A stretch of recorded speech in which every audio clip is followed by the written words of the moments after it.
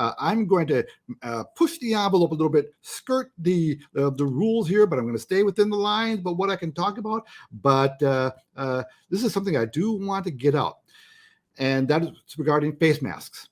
Okay, the reason why I want to bring this up is because there is a real health issue out there that most people are not aware of, and I want to make sure you know about this. If you're out there still wearing, where's my prop? If you're out there wearing those face masks still, I want you to understand the potential risks you're taking with your health.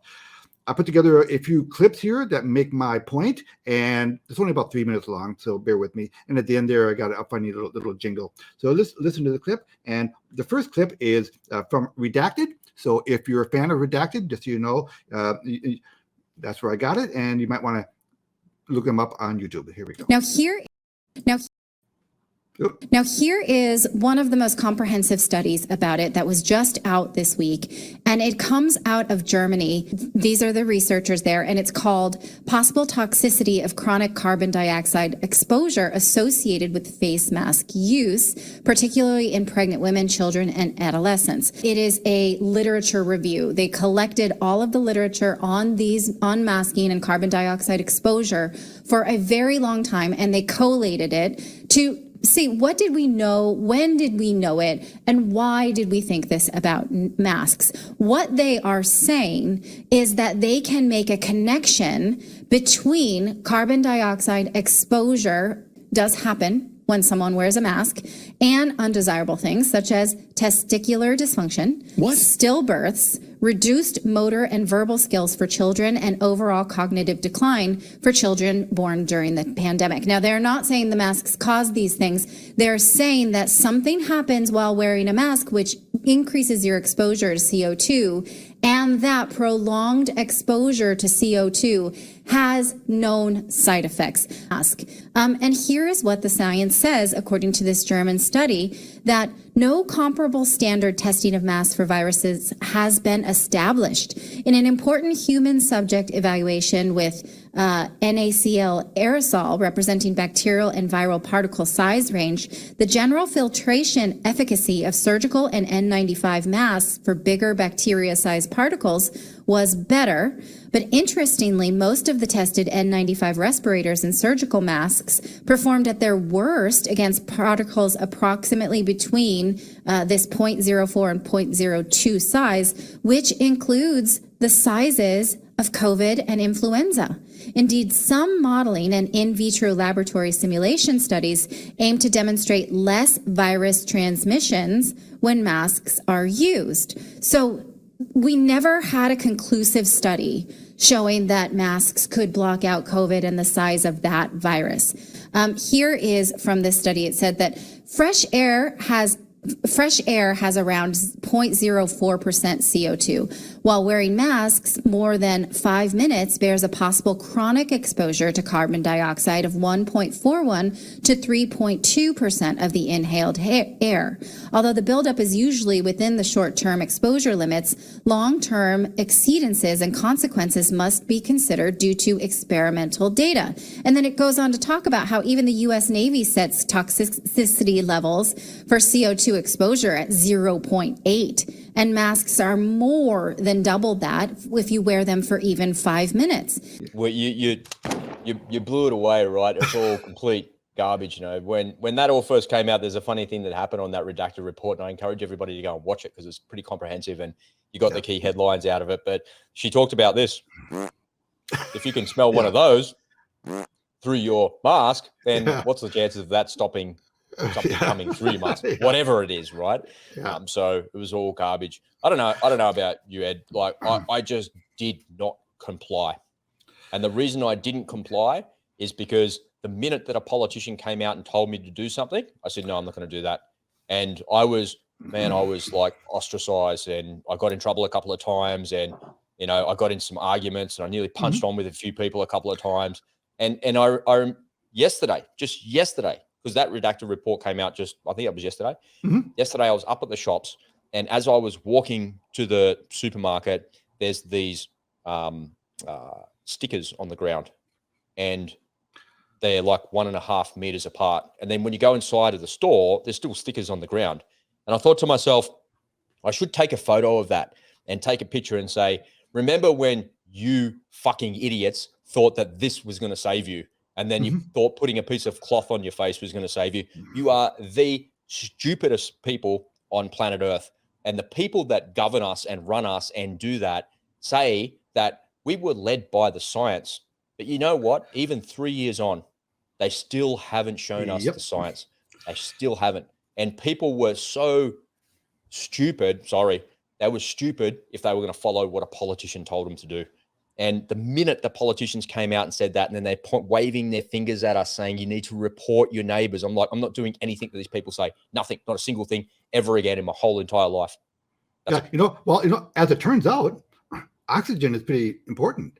And well, you breathe out carbon dioxide because it's not meant to be in your body, for heaven's sake. And no shit in the study. If you've got this thing on your face and you're breathing it in all the time, no shit that's going to be bad for you. Well, I remember, look, honest to God, in the midst of all this, during one of our conversations, I told to Rob, I should dig out that clip. Rob, I'm waiting for the day when someone puts out a study saying that it's bad for us to breathe in our own carbon dioxide all day long. and here it is. I'm talking about there it is. Talking about being ahead of the curve, right? And now they're starting to realize now that they didn't make a hard conclusion there, but come on, draw the dots, make the connection here. I'm waiting for the day that a study comes out that tells you that listening to a politician about anything other than roads, rail, or school or infrastructure is a good idea. Anything beyond what their remit is a bad idea. And the health bureaucrats that were in charge are never held to account, ever. And the politicians that sign the checks and allow all of this to happen can't recall what happened, and they don't know how. And I said to my brother, it's funny as hell, like he's just so witty and his humor is so like sharp. I said to him, oh, did you see ScoMo got dragged in front of a parliamentary committee full of lawyers? And ScoMo's a lawyer himself, right? And these lawyers were not having any of his political bullshit, none of it. And ScoMo's like one of the like sharpest politicians in Australia, or was. And these lawyers were just on him like badly. And I said to my brother, oh, did you see it? I kind of put him to like that. And he goes, yeah, he probably just has to say sorry. That's it. Just completely destroyed the economy. Again, there's no accountability. Listen, when a politician comes on the screen, there should be a warning label like on the side of a cigarette package saying, I don't know. Do you have that in America? The pictures of like lung cancer and gangrene and shit? Well, we don't have the pictures. You just have the warning. We have pictures on the cigarette. Yeah, package. I've heard about those. But listen, I think, you and I have talked about this global matrix that is in play here. And this is true, guys. And I am sure that there are several people at several of these global elite organizations who were thrilled about this event because it gave them a chance to it's a big test case, right? What can we get away with? What can we make everybody do?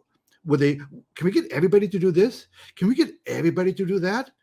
And the results were brilliant from their point of view. There are scores of images out there over a 2-year period of cities, name brand cities, New York, Chicago, Paris, where the cities were ghost towns. People were locked down. They wouldn't go out. People who couldn't visit their mother because in the nursing home or in the hospital, people who couldn't attend funerals of loved ones or weddings because of all this, people who there would be fist fights that break out in public over whether you're wearing a face mask or not, right? And you could not. Your life was limited if you weren't, stuck in the arm a couple times, and if you didn't have the right mask on, you were not allowed. And it was a roaring success from their perspective. So I'm sure these global elitists, they are, oh boy, what can we do next? What's they've already predicted the next super virus. Fauci problem is Putin's in the way of it all. He's just a distraction, right? They're probably waiting for this to get finish it up so we can get back to. But actually, I think they view these distractions. They're implementing things left and right. These CBDCs are still coming. Yeah, most absolutely. people still don't know about them. Yeah. Digital IDs are being imposed. Free medical care here in Australia has gone away completely. Completely gone away. No more bulk billing. No more any of that. I remember in the height of that COVID garbage, when they relaxed the rules here a little bit here in Sydney. I remember going for a walk with my missus and seeing all of these people in these cafes and restaurants, with a lot of that around where I live here. And I remember looking in there, and Susie longingly looking in there, going, "Oh, I want that. I want to be part of that." And I said to her, all of those zombies in there, yeah, are not going to be around soon. Yeah. And if I never, ever get to drink another cup of coffee or eat some food from that place, I don't care. I don't care. I just don't care. And I remember going into a place once, and he goes, "Oh, you have to put a mask on, mate, if you want to come in here." And I said, "Make me." And like, they were like, ooh. And I remember that became my standard response early on, is you have to do this, make me. Well, Or the thing call the is, police, call them, make me. the thing is that the government has all the guns, especially in Australia, right? They've got all the guns. They can, if you wanted to do things, this was an overt theft of our freedoms, of our God-given freedoms. I've shown you videos, and you've seen videos of those internment camps that you had in Australia, where I got in several of my videos of this poor woman in Australia who was on her porch in this little concentration camp, and the guards coming up in their full, surgical gear, telling, if you go past that yellow line, you're going to be charged $5,000. I would have went past the yellow line 50 times a day. What are you going to do? Charge me. They're just a bunch of rule-following sooks. They have ways of getting you. They can get after your bank account. Just ask Justin Trudeau. He knows how to do it. They have ways. So this is why people have to be aware of what's going on and resist it. And the first thing you can do is, in the next election, ask the guy who's running for office how they feel about CBDCs. And if he's okay with them, find someone else to vote for. Don't vote for him. Here in Australia, you talk about fines and all that sort of stuff. They used all of those things as the stick, right? There was no carrot. There was no incentive. It was all stick. Right. Yeah? And recently, probably most of this year, all of 2023, all of the fines and court cases that have been brought against people have been chucked out. Yeah. Well, yeah, so they've been thrown out because it's been seen to be unlawful. So they throw it all out. And thank God. But you know what? It came down to one judge who made that decision, right? It could have gone the other way.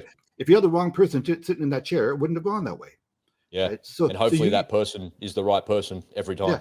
Yeah. You can't rely on the right person doing the right thing at the right time. You have to, whatever we can do to secure our freedoms, we have to do it. And you know what? And it's not over, guys. It's still not over. This world, the effects of this worldwide flu are still not over. Now, I've got a blood clot in my leg, so I take my rat poison, as you call it, every day to keep it under control. But every once in a while, I go in to have my blood tested, right? And every time I go in, I still have to wear a mask to get into the building. Now, I'm not going to fight with them. I have to get my blood tested. And this is a hospital. You would think they would be up to speed on this stuff, right? But no. So I have to wear my mask while I'm in there getting the blood test. You go in, and all the nurses they're wearing the surgical mask head to toe, and they've got the face still, even now. And they've got the plastic dividers, even at the local gas station. They still got the plastic dividers up. How about you guys? Did you guys ever have those plastic dividers up at the grocery store? I know. I should have been in plexiglass during COVID. It would have made a fortune. Yeah. And that study that you just cited in that report, man, proves that all of that is just a waste of time, and it's just completely. It just is no.